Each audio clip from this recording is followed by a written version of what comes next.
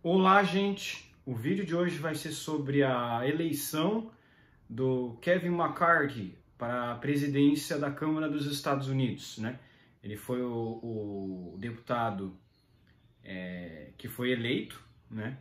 E só que ele conquistou a presidência da Câmara dos Estados Unidos após 15 votações. 15 votações, né? Aí fica aquela questão, né? Mas aí o que aconteceu, né? Será que o Partido Republicano tá rachado? Será que como é que tá a questão da direita? Será que eles estão se apoiando? Será que tem uma cisão ali, alguma coisa do tipo? Né? Porque geralmente essas eleições elas são concluídas de forma mais rápida, né? Só que a mídia não tá falando muito disso. Eu já vi umas notícias em relação ao que aconteceu lá, e na verdade, o que aconteceu é que tinha uma ala minoritária do Partido Republicano, que é America First. America First seria uma ala do Partido Republicano que é anti-guerra da Ucrânia, que é neoconservadorismo, que você tem aqui no Brasil também, mas lá nos Estados Unidos é mais pujante, né? Você consegue notar mais nessa questão, que você tem muito neoconservadorismo. O que é o neoconservadorismo, né? O neoconservadorismo, como o próprio nome fala, ele é uma nova onda, é um estilo novo de um conservador. E esse estilo novo de um conservador, ele foi muito puxado pelo John McCain, pelo Ronald Reagan, e é um tipo de um conservador que ele é pró intervenção militar em outros países pelos Estados Unidos. Ele acredita que os Estados Unidos têm que ser a polícia do mundo. Ele acredita que os Estados Unidos pode ficar espalhando a democracias aí mundo afora, né? Vocês podem notar aí o que aconteceu, por exemplo, lá na guerra do Iraque, que falavam que não, que o Iraque tinha armas químicas, que tinha armas nucleares e queria usar contra os Estados Unidos e contra Israel, né? Benjamin Netanyahu foi uma das pessoas que mais puxaram esse argumento, falando que não, que os Estados Unidos tinham que atacar o Iraque, que não sei o que, senão eles vão atacar Israel e vai ser tarde demais. Aí chegaram lá, não tinha nada disso. Era tudo false flag, era tudo mentira, era tudo invenção, não tinha nada concreto e ficou por assim mesmo, né? Porque é aquilo, os Estados Unidos estão espalhando a democracia pelo mundo, né? Causando guerras, né? E essa é a tese neoconservadora que se aliou com os democratas do establishment, né? O Partido Democrata, ele está junto com os neocons, de certa forma, né? Porque ambos querem financiamento da guerra da Ucrânia, né? Então, essa ala minoritária do Partido Republicano, que é paleoconservadora, que é America First, que aí sim são os conservadores mais clássicos, que são contra intervencionismo estatal, contra essa questão absurda de imperialismo, realmente, que, enfim, o próprio Estados Unidos influenciou nas eleições brasileiras, né? Então eles têm o poder de influenciar o país aí, mundo afora, de uma forma gritante, né? E outra coisa também, né? A Euromaidan foi financiada até certo ponto pelo Partido Democrata. O próprio Biden, ele assumiu que ele fez lá um suborninho para que demitissem lá na Ucrânia um promotor que estava investigando, né? Que eu poderia investigá-lo, né? Então tem muita sujeira envolvida nessa questão da Ucrânia. É por isso que os Estados Unidos e quase todos os globalistas aí adoram mandar dinheiro para a Ucrânia, né? Tem muita corrupção também dentro da Ucrânia. A Ucrânia é um país muito corrupto. Só que aquilo, né? O Putin também é um outro cara horrível, né? Então é aquilo, né? Pô, vai apoiar quem, né? É difícil apoiar alguém, né? Você fica meio de mãos atadas, você fica tipo, caramba, e agora? O que a gente faz? Os dois lados são ruins, né?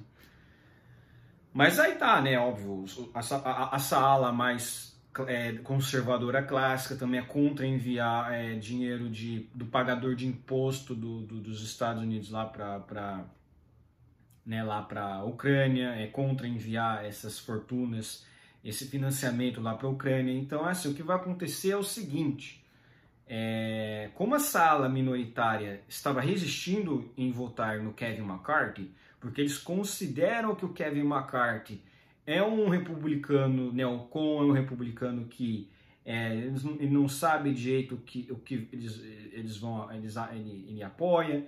Então é aquilo, ficou todo esse impasse, né? E precisou de 15 votações, então foi uma coisa que a própria Fox News, os próprios neocons da Fox News lá, que seriam meio que a Jovem Pan, eles ficaram revoltados porque não, que tem trumpistas rebeldes dentro do partido, eles estão travando, não sei o que, precisamos, não sei o que, isso é uma vergonha, era para esse Kevin McCarthy já ter assumido, que não sei o que. Só que aí que tá. E aí que tá. Olha lá, só foi resolvido, esse impasse só foi resolvido depois de McCarthy ter aceitado fazer grandes concessões ao núcleo da extrema-direita do Partido Republicano, conhecido como Bancada da Liberdade, que cobrou diversas exigências em troca de apoio. Não é a Bancada da Liberdade, é America First, né? É um grupo fundado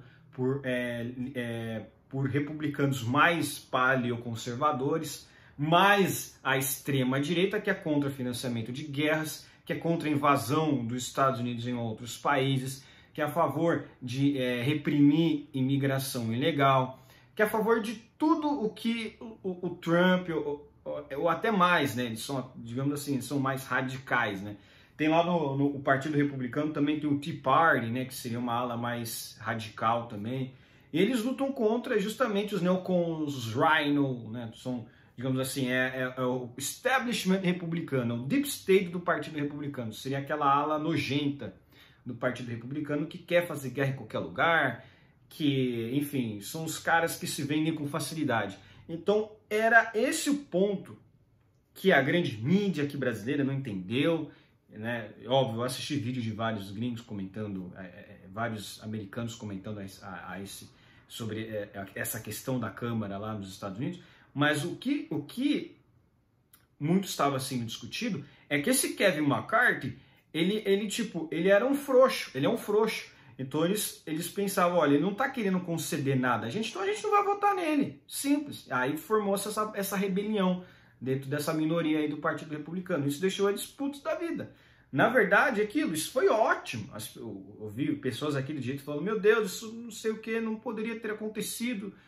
Não, isso foi ótimo, porque a minoria do Partido Republicano pegou o McCarthy pelos bagos dele e falou, se você não nos respeitar, se você não respeitar o America First, você não vai ter controle. Então é aquilo. A minoria acabou abocanhando muitas coisas. Então foi ótimo, né? Porque aquilo mostrou para o establishment republicano que mesmo se eles quiserem trair o Trump ou trair o DeSantis, ficarem com essa palhaçada de dar aí muito... Porque eles, na verdade, eles não são oposição dos democratas, eles são um bando de frouxo, né?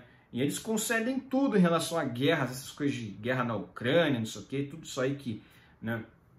Na verdade, realmente, os Estados Unidos não iam apoiar coisa nenhuma, porque foram os Estados Unidos que causaram essa invasão para início de conversa, né? Eles que aumentaram a interferência ali no leste europeu com o aumento da OTAN, né?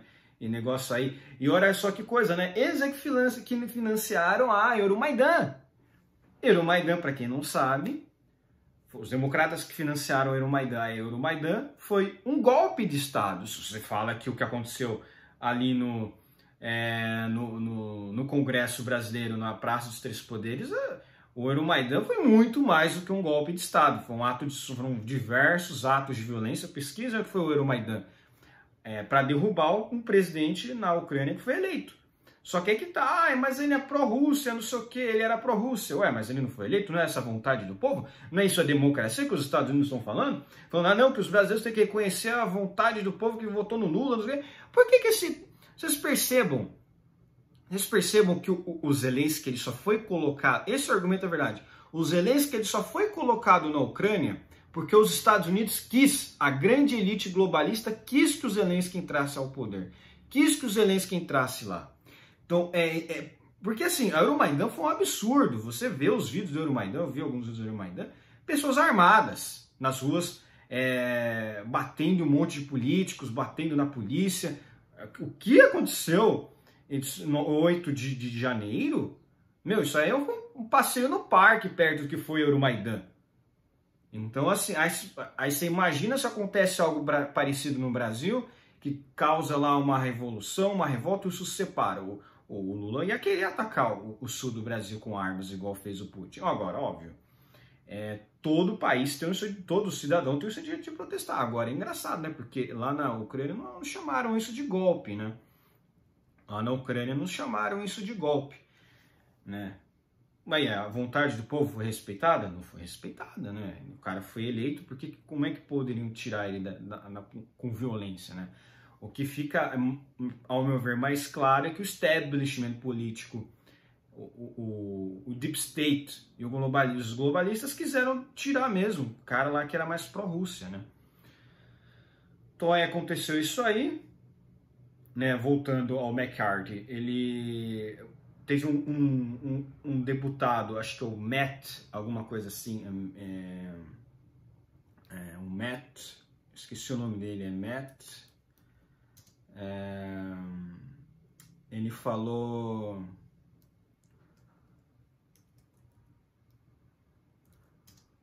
tal de Matt, eu até sigo ele, que ele é um Matt Gaetz, ele é um dos membros da Câmara dos Representantes da Flórida. Então o cara, tipo, ele é da Flórida, né? Ele foi membro da Câmara dos Representantes da Flórida, agora ele tá na Câmara dos Representantes dos Estados Unidos, mas é pelo estado da Flórida. Então, assim, vocês sabem, né? A Flórida tá sendo o bastião novo da tal da extrema-direita, um estado que era roxo até certo ponto e agora é muito vermelho. Para vocês verem a importância do Ron DeSantis, e ele é uma ameaça a toda essa esquerda aí nos Estados Unidos. E o Matt Gaetz, ele falou, olha, a gente fez algumas exigências ao Kevin McCarthy porque a gente não sabe, porque ele é igual uma areia de praia, você não sabe, tipo, se você pisa num lado, pisa no outro, ele já vai estar indo para outros cantos. Então, tipo, que ele não é muito, posso dizer, ele não dá aquela opinião certa, ele não é certeiro, ele fica indo para um lado para o outro, ele é igual uma areia, sabe? Ele é muito mole, ele não é, tipo, ele não tem uma opinião bem definida, entendeu? Ele não é aquele cara direitista mesmo, entendeu? Ele meio que ele é frouxo, entendeu? Que o Matt Gaetz quer dizer que ele é um pouco frouxo e não tinha como confiar nele. Então eles fizeram essas exigências, né? Falaram, realmente ele deu ele cedeu essas exigências, ele cedeu a essas exigências e realmente ele